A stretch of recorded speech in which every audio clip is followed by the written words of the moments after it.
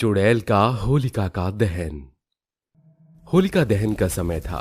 चारों तरफ लोग ही लोग थे जो कि चुड़ैल के खौफ से डरे और सहमे हुए थे। बीचों बीच होलिका दहन चल रही थी। तभी चुड़ैल एक इंसान का गला पकड़े हुए उसे हवा में उठाकर डरावनी आवाज में बोलती है। क्या लगा था तुझे कि तुम मुझसे बच जाएगा? नहीं, लोग एक बार भगवान से बच सकते हैं, मुझसे नहीं। अब अपने कर्मों के फलों को लेकर इस दुनिया से हमेशा के लिए विदा होना होगा तुझे। प्लीज प्लीज प्लीज मुझे छोड़ दो। मैंने तुम्हारा क्या बिगाड़ा है? मुझे छोड़ दो प्लीज। नहीं छोड़ूंगी तुझे। आज तेरा होलिका दहन होकर ही रहेगा। जा, तुझे तेरी मौत बुला रही है।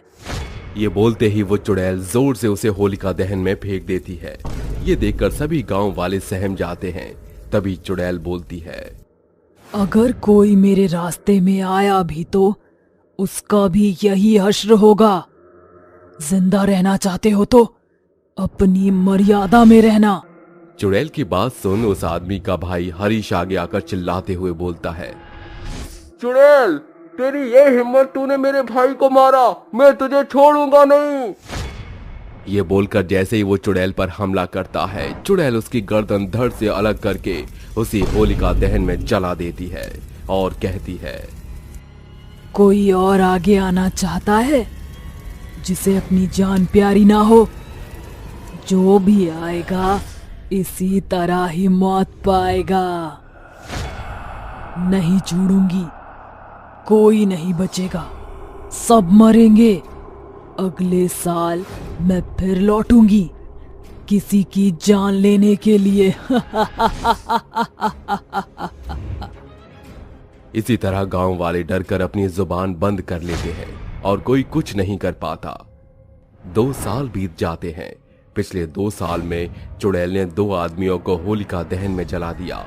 इस साल भी होलिका दहन में किसी के जलने की बारी थी। तभी शाम के समय मोहिना अपने पति विवेक से कहती है, अजी मुझे तो बहुत डर लग रहा है। कल होली है, वो चुड़ैल फिर आएगी और पता नहीं इस बार किसकी जान लेगी। ये तुम क्या बोल रही हो? वैसा कुछ नहीं होगा, नहीं होगा, समझी तुम? आप इतना डर कर अटक कर बात क्यों कर रहे हैं? आप ठीक तो है ना? कितना पसीना आ रहा है आपको? कुछ नहीं, मैं ठीक हूँ। वो चुड़ैल है ही ऐसी कि उसकी बात सुनकर डर लगे। ये लीजिए, पानी पी लीजिए और सो जाइए। मोहिना की बात सुन विवेक लेट जाता है और करवट लेकर अपने मन में कहता है, कहीं इस बार चुड़ैल मेरी जान न ले ले। उसने मेरे 3 दोस्तों को तो मार ही दिया है। वो चुड़ैल मेरी जान भी ले लेगी अब। विवेक मोहिना की बात सुनकर सहम जाता है। पूरी रात सो नहीं पाता। आखिर ऐसी क्या बात थी जो विवेक को परेशान कर गई और क्यों उसके 3 दोस्त को चुड़ैल ने होलिका दहन में मार डाला? जानने के लिए विवेक के पास चलते हैं। विवेक उठकर हड़बड़ी में अपने दूसरे दोस्त श्याम के पास जा रहा होता है। जाते जाते वो रास्ते में गिर जाता है। तभी वो बोलता है, अरे मैं कैसे गिर गया? तेरे कर्म ही ऐसे हैं और तू कितना गिरा हुआ इंसान है ये तो तू भली भांति जानता होगा। ये आप क्या बोल रहे हैं बाबा? कुछ भी। सब जानता हूं तेरे बारे में। जो तूने किया है उसका पश्चाताप तुझे करना ही होगा। तुझे अपनी जान देनी ही होगी। वो आएगी, वो जरूर आएगी और तू बच नहीं पाएगा। ये क्या बोले जा रहे हैं आप? मैंने कुछ नहीं किया, कुछ नहीं होगा मेरे साथ। कौन आएगी? जब तक विवेक उन बाबा से अपना जवाब मांगता, वो बाबा अचानक से गायब हो जाते हैं। विवेक को बहुत डर लगने लगता है। गांव के सभी लोग उस चुड़ैल की कही बात से डर जाते हैं। हर जगह उसी के खौफ की बातें हो रही थी। वहीं दूसरी ओर चुड़ैल विवेक को ढूंढते हुए मुखिया के घर में घुस जाती है और बोलती है, ए मुखिया, जल्दी बता मुझे, वरना मौत से हाथ धो बैठेगा। बता, सुरेश का साथी विवेक कहाँ है, जो हमेशा उसके साथ ही रहता था? जल्दी बता, कहाँ है? मुझे नहीं पता, मुझे छोड़ दो, मैंने तुम्हारा कुछ नहीं बिगाड़ा। बताता है या तुझे भी होलिका दहन में स्वाहा कर दूं। बताता हूँ। वो विवेक का घर उस जामुन के पेड़ के पास ही है। चुड़ैल उस मुखिया की बात सुनकर विवेक के पास चली जाती है। होलिका दहन का समय हो जाता है। सब होलिका के पास ही खड़े होते हैं कि एक तेज आंधी आती है और पहले की तरह मंजरी चुड़ैल वहां विवेक की गर्दन से उसे घसीटते हुए आ जाती है और बोलती है, तेरे मरने का समय भी आ गया है ना विवेक। आखिर कब तक तुम एक दूसरे की खैर मनाते रहोगे? जैसे तेरे 3 दोस्त मरे हैं वैसे आज तू भी मरेगा। मुझे छोड़ दो, मुझे माफ कर दो। देखो तुम जानती हो मंजरी, मैंने तुम्हारे साथ ऐसा कुछ भी नहीं किया। तूने कुछ किया है या नहीं, लेकिन तू उस समय मौजूद था, सब रोक सकता था, जो कि तूने किया नहीं। अब मरने के लिए तैयार हो जा। जैसे ही चुड़ैल विवेक को मारने जाती है, उसकी पत्नी मोहिना वहां आ जाती है और चुड़ैल के पैरों में गिरकर अपने पति की सलामती की गुहार लगाती है। तभी चुड़ैल बोलती है, इस तरह मैं भी इससे भीख मांग रही थी कि छोड़ दो मुझे, बचा लो, लेकिन किसी ने मेरी एक ना सुनी। ऐसा क्या हुआ था तुम्हारे साथ जो तुम हर साल किसी न किसी को होलिका दहन में मार डालती हो? मेरे साथ क्या हुआ था? क्यों, तुम्हारे पति ने बताया नहीं? उसने और उसके दोस्तों ने मेरे साथ क्या किया है? मैं बताती हूँ। पूरा गांव आज तेरे पति की करतूत सुनेगा। 5 साल पहले की बात है। होलिका दहन का ही दिन था। मैं अपने बापू के साथ होलिका दहन की पूजा कर रही थी। तभी एक बड़ी सी लाल कार में 5 आदमी उतरे और बोले, अरे नमस्ते, होली की बहुत बहुत शुभकामनाएं।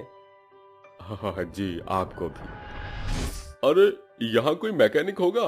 वो दरअसल हमारी कार खराब हो गई है, क्या आप बुलाकर ले आएंगे? और हमें थोड़ा पानी भी पीना है। हाँ, मैं मैकेनिक को बुलाकर लाता हूँ, आप तब तक बैठ जाइए। मंजरी के पिता चले जाते हैं और मंजरी उन सब के लिए पानी ले आती है। पानी पीते वक्त उनका इरादा ठीक नहीं था और भूखे भेड़ियों की नजर से वो मंजरी को देखते हैं और श्याम बोलता है, अरे वाह, क्या कमाल की लड़की है, बड़ी खूबसूरत है। हाय, मेरा दिल तो इस पे आ गया। क्यों विवेक? हाँ भाई, है तो मस्त। ये बोलने के साथ ही 5 आदमी शराब पीकर नशे में धुत हो जाते हैं और मंजरी का हाथ पकड़कर उसके साथ जबरदस्ती करने लगते हैं। तभी मंजरी बोलती है, ये क्या कर रहे हैं आप सब? हाथ छोड़िए, मुझे जाने दीजिए। तुम्हें छोड़ देंगे तो हमारा जश्न पूरा कैसे होगा? छोड़ दो मुझे जाने दो। साहब, आप तो कुछ बोलो, इन्हें रोको, मुझे जाने दीजिए। मैं कुछ नहीं बोल सकता। इस तरह मंजरी के बोलने पर भी विवेक उसकी मदद नहीं करता और सभी मिलकर मंजरी के साथ जबरदस्ती करते हैं और नशे की हालत में उसे होलिका दहन में जला देते हैं और वहां से फरार हो जाते हैं। तभी से मेरी आत्मा इन सब से बदला लेने के लिए भटक रही है। इसको भी मरना होगा, किसी को नहीं छोड़ूंगी मैं। मंजरी इतना कहते ही विवेक को भी उसी होलिका दहन की आग में झोंक देती है। उसकी पत्नी रोती रहती है, वहीं चुड़ैल हंसती रहती है। गांव वालों को मंजरी के साथ किए गए अन्याय की खबर हो जाती है और वो कहती है, आज मेरा एक और बदला पूरा हुआ।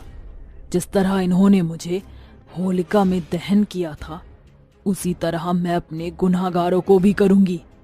अगले साल मैं फिर आऊंगी और उस शाम को नहीं छोड़ूंगी। चुड़ैल ये बोलकर गायब हो जाती है और अगली होली का इंतजार करती है। होली से 1 महीने पहले शाम भागने की कोशिश करता है, लेकिन चुड़ैल उसे अपने जादू से वश में करके रखती है। वक्त बीतता है और होलिका दहन का फिर वो दिन आ जाता है और सारे गांव वालों के बीच चुड़ैल शाम के पेट में अपने बड़े बड़े नाखून से उसे चीर देती है और होलिका की आग में झोंक देती है और हंसते हुए कहती है, आखिर मेरा बदला पूरा हुआ। बापू, आज मैंने आपकी मंजरी का बदला ले लिया। ये बोलते ही चुड़ैल को मुक्ति मिल जाती है और वो हमेशा हमेशा के लिए गांव को छोड़कर चली जाती है, जिसके बाद सब खुशी से बिना डरे होली मनाया करते हैं।